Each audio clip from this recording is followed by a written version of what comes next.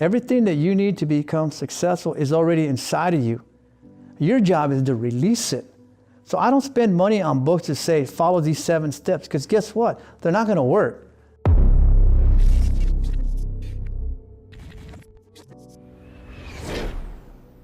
What would you tell people from all walks of life about how to take their life to the next level?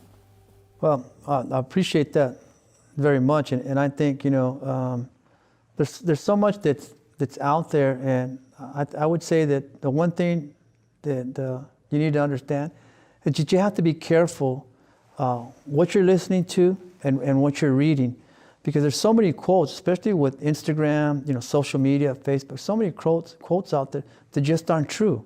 Somebody said you get promoted by who you know. That's not true. You get promoted by who knows you, and someone, said, so many different things, but what happens, they get inside of you. So, find these books, find these speakers, get this stuff that's in you that'll really change your life. And understand this, there isn't a book out there that's gonna place anything inside of you to become successful. Everything that you need to become successful is already inside of you. Your job is to release it. So I don't spend money on books that say, follow these 7 steps, because guess what? They're not gonna work. You already have it inside of you. Your job is to release it. So I always say, be careful who you listen to, what you're reading, and what's coming out of your mouth. One of my greatest proverbs is life and death are in the power of the tongue. You've got to be confessing good things in your life. You got to be saying that, yes, I am great, with humbleness, not with arrogance, but you've got to say it. You've got to be the first that believes in yourself before anyone else believes. I've always said that, it's great when somebody believes in you, but it's fantastic when you believe in yourself, and that's what's going to change your world. So thank you. It's been a great time here. No, absolutely, yeah. And then I did want to ask 2 more questions that popped into my mind. One of them is going to be from Brian Roberts, who's a listener of my show. He's a big fan, and he can't wait to listen to this interview, so I'm going to give him a special shout out to Brian. Brian asked, did you ever along your journey use any visualization tactics? I know that it might have been more so in the form of prayer for you, but was there anything you did to sort of build those prophecies, to create them mentally before they became a physical reality first? Was there any of that you and Judy worked on? Absolutely. What was his name? Brian Roberts. Brian, that's a great question, because that was all of it. Everything was my imagination, my creativity was flowing through. We began to visualize, and here's a good example. Me and my wife, we went when we were dating. We went trick or treating, but we would never trick or treat in our neighborhood because it was so poor. There was no candy there. We'd go across town to the rich neighborhood. Yeah. And we would good candy. Yeah, you get the big candy bars, and we would look at these houses, and me and her would think like, how does someone get these? After a couple of knocks, people would tell us, hey, you need to go back to your side of. That's what it was like, Yeah, wow. Back in our days, But we would keep those memories and those, visions in our mind that,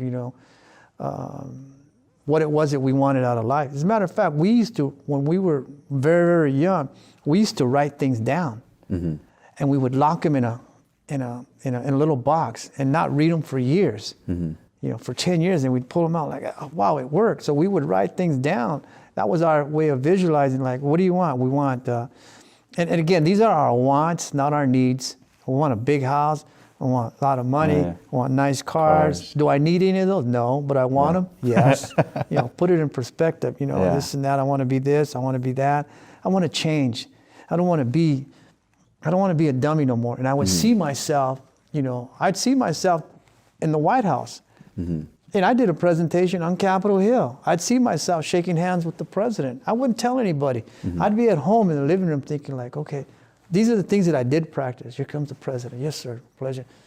I saw myself speaking at the United Nations, 1,000 ambassadors. I saw it in my mind, and guess what?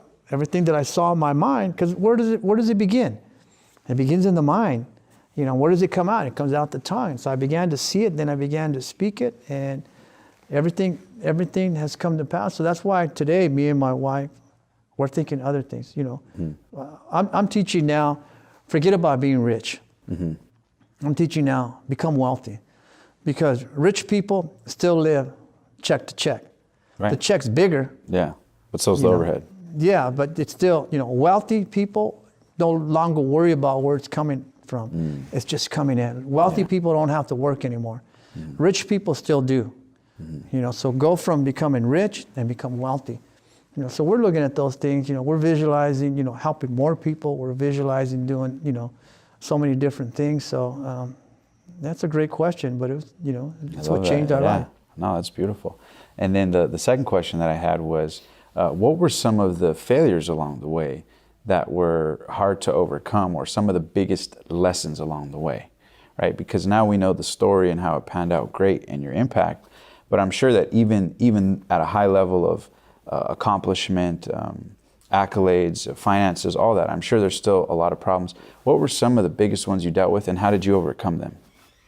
Well, that's a great question too. And well,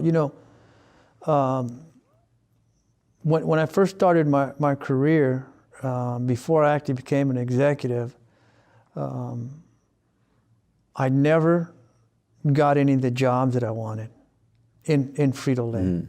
I wanted to move up, and I applied for that. And I remember interviewing, and I was never smart enough. I never had the resume. Hey you, I hope you're enjoying this interview, and we'll get back to it in a second. But first, I have a question.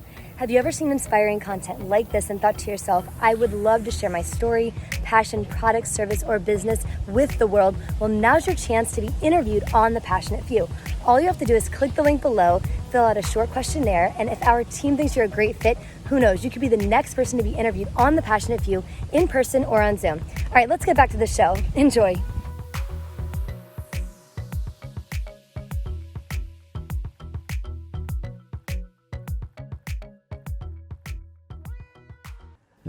So those were disappointments, and those were hurtful for me, because I would look back, and it took me a while to get over it. I'd look back like, man, I made every mistake you could possibly make, and now it's coming back to haunt me. And I finally realized that, as much as I hated my past, that it wasn't always going to haunt me. But those were my disappointments, the things that I did. People would like, well, you didn't finish high school. How can you become a technician? You need to know math. Like, all right. So every job that I always got, but again, because I'm just following what God had, the jobs that I did get were a whole lot better than the jobs that I wanted. Yeah, absolutely. Yeah. So I just learned to just kind of to flow with that. But there was so many disappointments, quitting school and failure. Like I said, I used to cry because I would embarrass myself. You know that I speak everywhere now, and and I'm booked, and but there was a time when, I didn't know what words meant. And I would make a fool of myself by saying incorrect words, and I'd look back on it, but that's how I learned. I had to overcome those things. It was, that's why, you need to find those mentors, to help you overcome your insecurities, your immaturities, and the things that, a good mentor does that. And for your, your listeners, they need to understand, for so many people desire to be mentors, but you have to understand what a mentor is. A mentor isn't a coach. A mentor is not somebody who coaches you. A mentor is a father, a mother, a parent. And let me tell you a story about mentor. This is a story about this general, and this general was being sent to the front, and the general knew that going to the front meant he wasn't coming back. And he had a son. So he went to his best friend, and he told his best friend, I'm going to the front, which means I'm not coming back. Will you take care of my son? And the general's friend told the general, I will raise him like my own. You know what the general's friend's name was? It was Mentor. Really? That's where the story Mentor comes from. Wow, I did not know that. That's so incredible. Mentor is raising somebody like your own child. Too many people say, well, I mentor him, I mentor her. You're not a coach. It's about adopting someone like their own. So when you call yourself a mentor, you better have no insecurities, because a father desire, a mom's desire is their children become greater than them. That's what mentors do. But that's where mentor comes from. So Hey you, if you enjoyed that video, make sure to smash that subscribe button right now. And also, if you're an epic entrepreneur, thought leader, expert, and you want to be interviewed on the show, the same way we've interviewed over $10 billion worth of entrepreneurs and reached millions of people, then all you have to do is click the link below right now and fill out the questionnaire to see if you'd be a good fit to be interviewed on The Passionate Few. And also, if you enjoyed this video, make sure to click any of these videos as well. If you thought this video is epic, these videos will blow your mind. Until next time, live strong, live with passion, and thank you for being one of the passionate few. I'll see you in the next video.